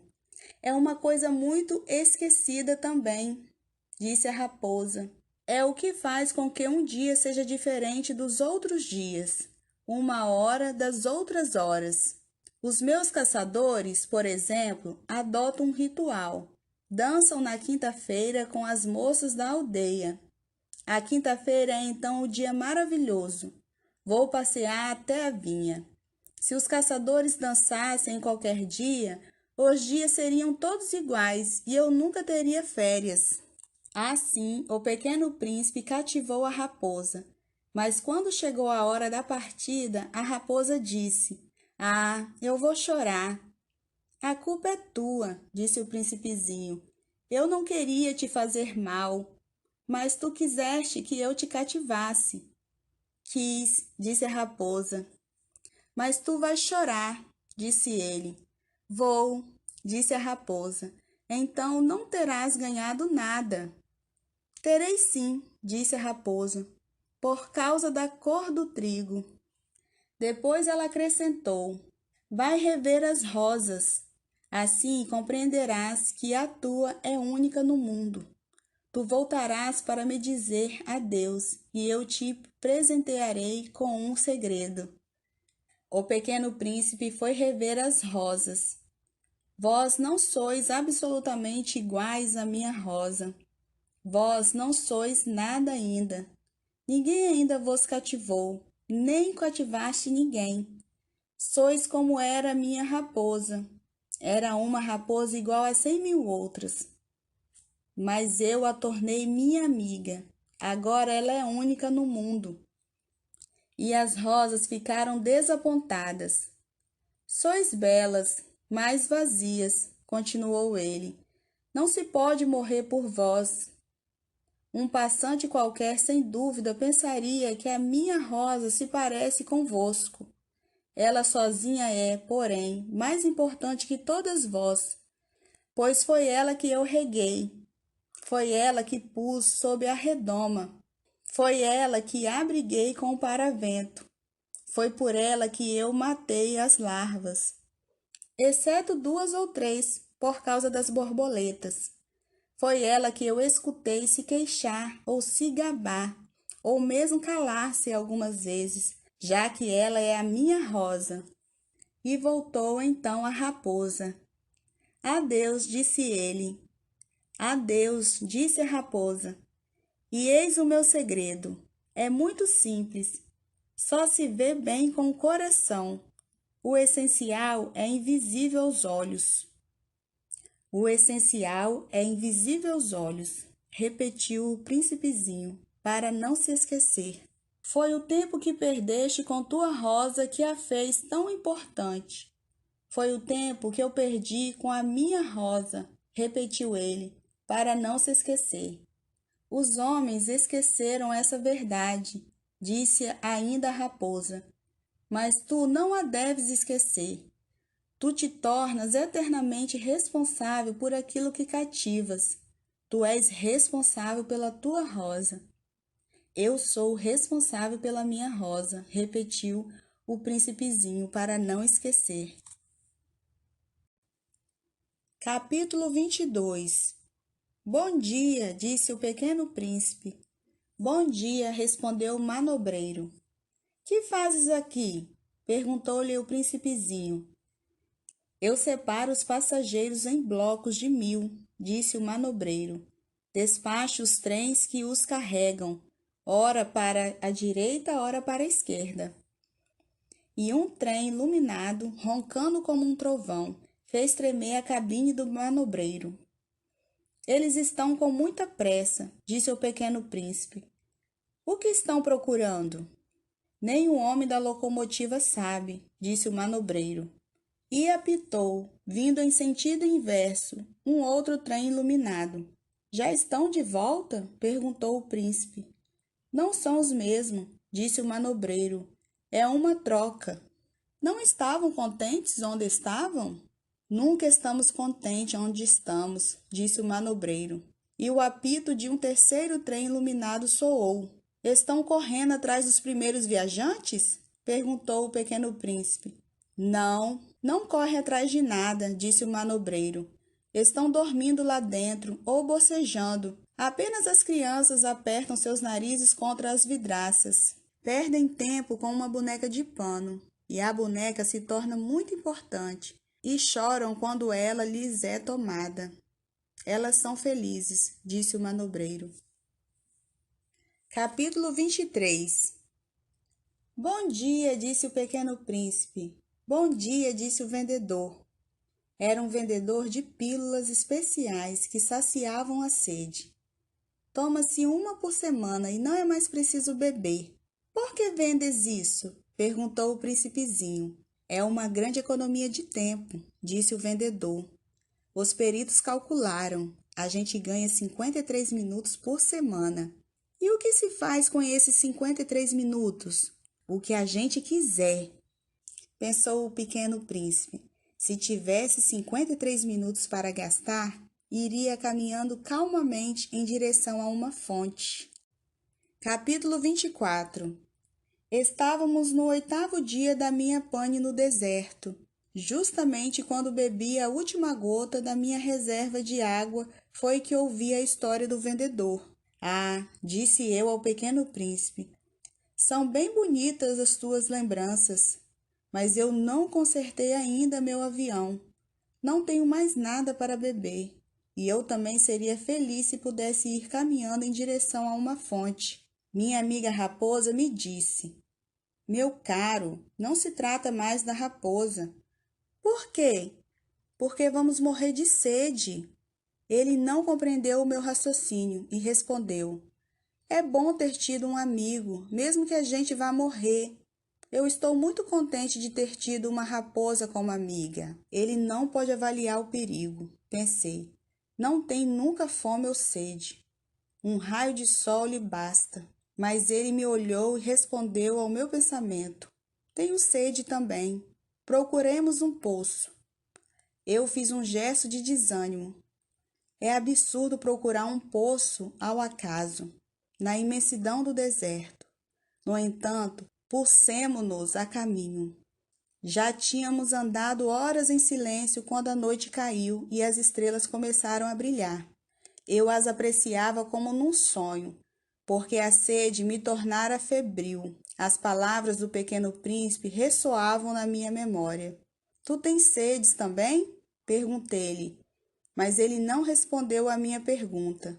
Disse apenas: a água pode também ser boa para o coração. Não entendi sua resposta e me calei. Eu bem sabia que não adiantava interrogá-lo. Ele estava cansado. Sentou-se. Sentei-me junto dele, e após uma pausa, ele disse ainda: as estrelas são belas por causa de uma flor que não se pode ver. Eu respondi: é verdade. E mantendo-me em silêncio, fixei os olhos nas ondulações da areia iluminada pela lua. O deserto é belo, acrescentou. E era verdade. Eu sempre amei o deserto. A gente se sente numa duna de areia. Não vê nada, não escuta nada. De repente, alguma coisa irradia no silêncio. O que torna belo o deserto, disse o príncipezinho, é que ele esconde um poço em algum lugar. Fiquei surpreso por compreender, de repente, essa misteriosa irradiação na areia. Quando eu era pequeno, morava numa casa antiga, e diziam as lendas que ali fora enterrado um tesouro. Ninguém jamais conseguiu descobri-lo, nem talvez o tenha procurado, mas isso encantava a todos. Minha casa escondia um tesouro no fundo do seu coração. Sim, respondi-lhe, quer seja a casa, as estrelas ou o deserto, o que os tornam belos é invisível. Estou contente, disse ele, que estejas de acordo com a minha raposa. Como o príncipezinho adormecesse, tomei-o nos braços e prossegui a caminhada. Estava emocionado e tinha a impressão de carregar um frágil tesouro. Parecia-me mesmo não haver na terra nada mais frágil. Observava, à luz da lua, aquele rosto pálido, seus olhos fechados, suas mechas de cabelos que se agitavam com o vento, e pensava: o que eu vejo não passa de uma casca. O mais importante é invisível. Como seus lábios entreabertos esboçavam um sorriso, pensei ainda: o que tanto me comove nesse príncipe adormecido é a sua fidelidade a uma flor. É a imagem de uma rosa que brilha nele como a chama de uma lamparina, mesmo quando ele dorme. E eu então o senti ainda mais frágil. É preciso proteger a chama com cuidado. Um simples sopro pode apagá-la. E continuando a caminhada, eu descobri o poço ao raiar do dia. Capítulo 25. Os homens, disse o pequeno príncipe, embarcam nos trens, mas já não sabem mais o que procuram. Então eles se agitam, sem saber para onde ir. E acrescentou: e isso não leva a nada. O poço a que tínhamos chegado não se parecia de forma alguma com os poços do Saara. Os poços do Saara são simples buracos na areia. Aquele parecia um poço de aldeia, mas não havia ali aldeia alguma, e eu pensava estar sonhando. É estranho, disse eu ao príncipezinho. Tudo está preparado. A roldana, o balde e a corda. Ele riu, pegou a corda, fez girar a roldana, e a roldana gemeu como geme um velho catavento. Tu escutas? Disse o príncipezinho. Estamos acordando o poço. Ele canta. Eu não queria que ele fizesse nenhum esforço. Deixa que eu puxo, disse eu. É muito pesado para ti. Lentamente içei o balde e, com cuidado, o coloquei na borda do poço. O canto da rodana ainda permanecia nos meus ouvidos, e na água ainda trêmula eu podia ver o reflexo do sol. Tenho sede dessa água, disse o príncipezinho. Dá-me de beber. E eu compreendi o que ele havia buscado. Levantei o balde até a sua boca. Ele bebeu, de olhos fechados. Era doce como uma festa. Aquela água era muito mais que um alimento. Nascera da caminhada sobre as estrelas, do canto da roldana, do esforço do meu braço. Era boa para o coração, como um presente. Quando eu era pequeno, as luzes da árvore de Natal, a música da missa da meia-noite e a doçura do sorriso se refletiam nos presentes que ganhava. Os homens do teu planeta, disse o pequeno príncipe, cultivam 5.000 rosas no mesmo jardim e não encontram o que procuram. É verdade, respondi. E, no entanto, o que eles procuram pode ser encontrado numa só rosa ou num só poço de água. É verdade. E o príncipezinho acrescentou: mas os olhos são cegos. É preciso ver com o coração. Eu tinha bebido, respirava normalmente. Ao amanhecer, a areia é cor de mel, e a cor de mel também me fazia feliz. Por que então eu estava triste? É preciso que cumpras a tua promessa, disse baixinho o pequeno príncipe, que estava de novo sentado junto de mim. Que promessa? Tu sabes, a focinheira do meu carneiro. Eu sou responsável pelaquela flor. Tirei do meu bolso os meus esboços de desenho. O príncipezinho os viu e disse, rindo: teus baobás mais parecem repolhos. Oh, e eu caprichara tanto nos meus baobás. Tua raposa, as orelhas dela parecem chifres e são compridas demais. Ele riu outra vez. Tu és injusto, meu caro. Eu só sabia desenhar jiboias abertas e fechadas. Não faz mal, disse ele. As crianças entendem. Rabisquei então uma pequena focinheira, mas ao entregá-la, senti um aperto no coração. Tu tens planos que eu desconheço. Ele não me respondeu, mas disse: lembras-te da minha chegada à terra? Será amanhã o aniversário. Depois, após um silêncio, acrescentou: caí pertinho daqui. E enrubesceu. E de novo, sem compreender por que, eu sentia uma estranha tristeza. Entretanto, ocorreu-me perguntar: então não foi por acaso que vagava sozinho, quando te encontrei, há 8 dias, a quilômetros e quilômetros de qualquer região habitada? Estavas retornando ao local onde chegaste? Ele enrubesceu novamente, e eu acrescentei, hesitando: talvez por causa do aniversário? O príncipezinho ficou mais vermelho. Não respondia nunca às perguntas. Mas quando a gente enrubesce, é o mesmo que dizer sim. Não é verdade? Ah, disse eu tenho medo. Mas ele me respondeu: tu deves agora trabalhar, voltar para o teu aparelho. Espero-te aqui. Volta amanhã de noite. Mas eu não estava seguro. Lembrava-me da raposa. A gente corre risco de chorar um pouco quando se deixou cativar. Capítulo 26. Havia, ao lado do poço, a ruína de um velho muro de pedra. Quando voltei do trabalho, no dia seguinte, vi de longe o meu pequeno príncipe sentado no alto, com as pernas balançando, e o escutei dizer: tu não te lembras, então? Não foi bem este lugar? Uma outra voz lhe respondeu, porque ele replicou em seguida: não, não estou enganado. O dia é este, mas não é este o lugar. Prossegui em direção ao muro. Não enxergava nem ouvia ninguém a não ser ele. Prossegui em direção ao muro. Não enxergava nem ouvia ninguém a não ser ele. No entanto, o príncipezinho replicou novamente: está bem, tu verás na areia onde começam as marcas dos meus passos. Basta-me esperar. Estarei lá esta noite. Estava a 20 metros do muro e continuava a não ver nada. O pequeno príncipe disse ainda, após um silêncio: o teu veneno é do bom? Estás certa de que não vou sofrer por muito tempo? Parei, o coração apertado, ainda sem compreender nada.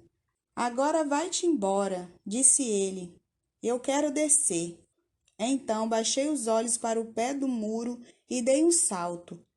Lá estava, erguida para o príncipezinho, uma dessas serpentes amarelas que nos liquidam em 30 segundos. Rapidamente procurei o revólver no bolso, mas, percebendo o barulho, a serpente deslizou pela areia, como um esguicho de água que de repente seca, e vagarosamente se enfiou entre as pedras com um leve tinir metálico. Cheguei ao muro a tempo de segurar nos braços o meu caro príncipe, pálido como a neve. Que história é essa? Tu conversas agora com as serpentes? Afrouxei o nó do lenço dourado que ele sempre usava no pescoço. Molhei sua testa, dei-lhe de beber, e agora não ousava perguntar-lhe mais nada. Olhou-me seriamente e abraçou meu pescoço. Sentia o seu coração bater de encontro ao meu, como de um pássaro morrendo, atingido por um tiro. Ele me disse: Estou contente de teres consertado o defeito da tua máquina. Vais poder voltar para casa. Como soubeste? Eu vinha justamente avisar-lhe que, contra toda expectativa, havia conseguido realizar o concerto. Ele não respondeu à minha pergunta, mas acrescentou: Eu também volto hoje para casa. Depois, tristonho, disse: Estou contente de teres consertado o defeito de tua máquina. Vais poder voltar para casa. Como soubeste? Eu vinha justamente avisar-lhe que, contra toda expectativa, havia conseguido realizar o concerto. Ele não me respondeu. Ele não respondeu à minha pergunta, mas acrescentou: Eu também volto hoje para casa. Depois, tristonho, disse: É bem mais longe, bem mais difícil.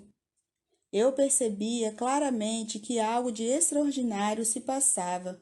Apertava-o nos braços como se fosse uma criancinha, mas tinha a impressão de que ele ia deslizando num abismo, sem que eu nada pudesse fazer para detê-lo. Seu olhar estava sério, vagando no além. Tenho o teu carneiro, e a caixa para o carneiro, e a focinheira. E ele sorriu com tristeza. Esperei muito tempo. Sentia que seu corpo aos poucos se reaquecia. Meu caro, tu tiveste medo. É claro que tivera, mas ele sorriu docemente. Terei mais medo ainda esta noite. O sentimento do irremediável me fez gelar de novo, e eu compreendi que não poderia suportar a ideia de nunca mais escutar aquele riso. Ele era para mim como uma fonte no deserto. Meu caro, eu quero ainda escutar o teu riso. Mas ele me disse: Já faz um ano esta noite. Minha estrela estará exatamente sobre o lugar aonde cheguei no ano passado. Meu caro, essa história de serpente, de encontro marcado, de estrela, não passa de um pesadelo, não é mesmo? Mas ele não respondeu à minha pergunta e disse: O que é importante não se vê. Sim, eu sei. É como com a flor. Se tu amas uma flor que se acha numa estrela, é bom, de noite, olhar o céu.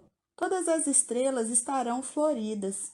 É verdade. É como a água, aquela que me deste para beber, parecia música. Todas as estrelas estarão floridas. É verdade. É como a água, aquela que me deste para beber, parecia música, por causa da roldana e da corda. Lembras como era boa? Sim, lembro-me.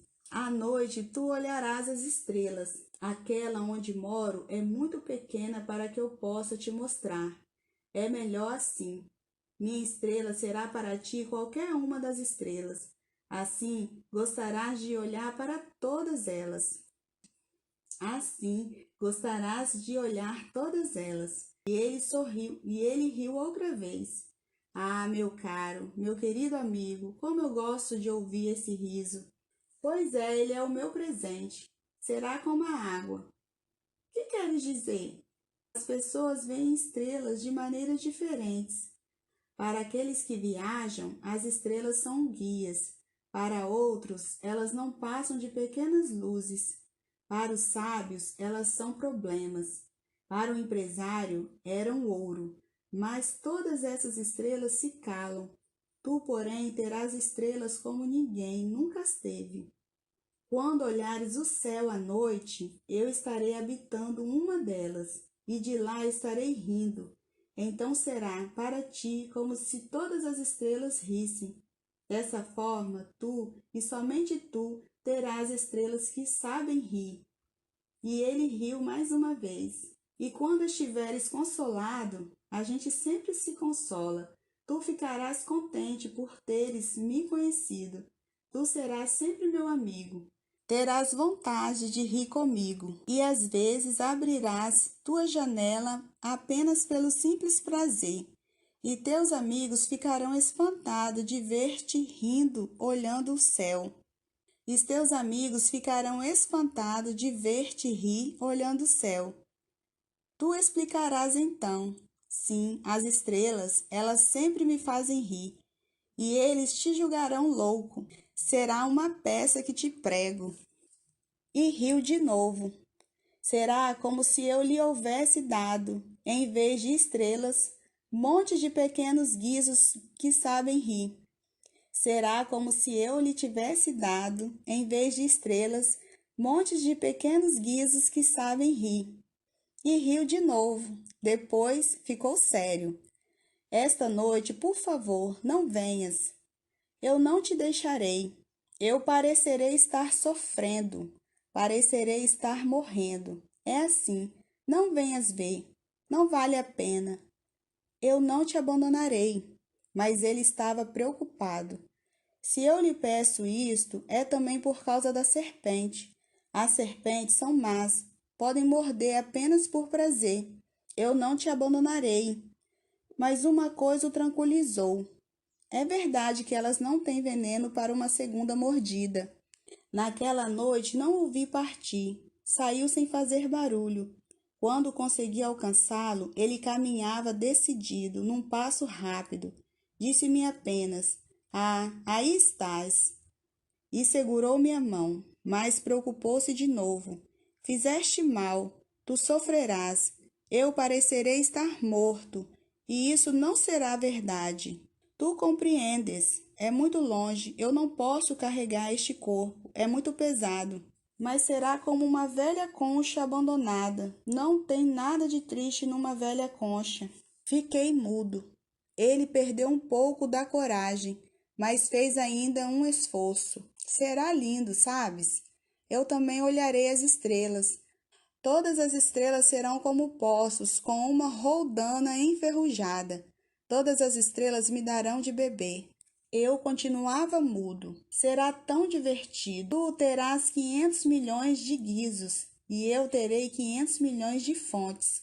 E ele também se calou, porque estava chorando. "É aqui, deixa-me ficar só." E sentou-se, porque tinha medo. Disse ainda: "Tu sabes, minha flor, eu sou responsável por ela. Ela é tão frágil, tão ingênua, e tem apenas 4 pequenos espinhos para defendê-la do mundo." Eu me sentei também, pois não conseguia mais ficar de pé. Ele disse: "Pronto, é isso." Hesitou ainda um pouco.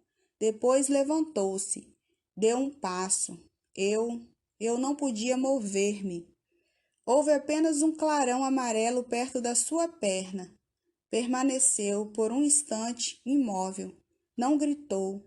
Tombou devagarinho, como tomba uma árvore. Não fez sequer barulho, por causa da areia.